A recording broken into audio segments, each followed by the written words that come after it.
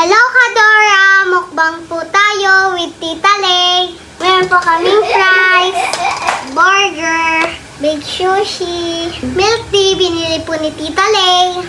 Nag-request po si Tita Lay, kaya nag-bake po si Mama ulit. Kain na tayo!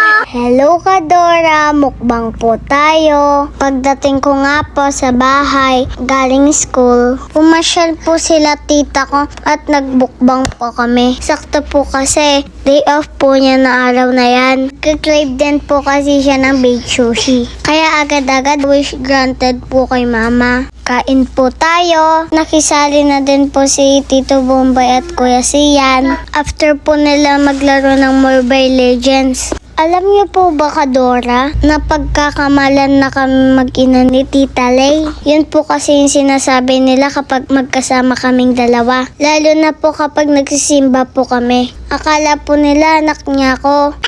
Kayo po, Kadora, sa tingin niyo po magkamukha po kami? O pareho lang po kami malusog? Girl version po kasi siya ni Papa, kaya hindi po malayo. Nang pagkakamalan po kami mag-ina. Sure ko lang.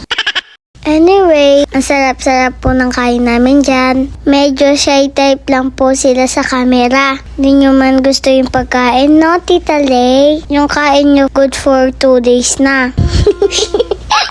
Yaman, ne? Yummy!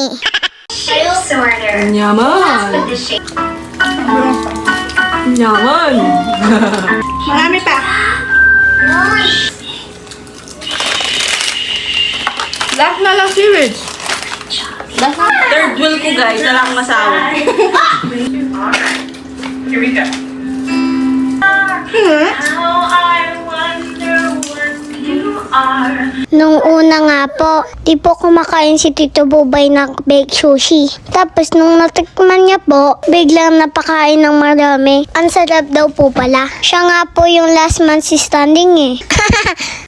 Sana po nabusog kayo. Thank you po sa pagpasyal. Thank you din po sa pamilk tea. So yun lang po mga Kadora. Sana nag-enjoy kayo. Thank you for watching. Bye! Nap nap! Mabsi! Yun lang, Kadora!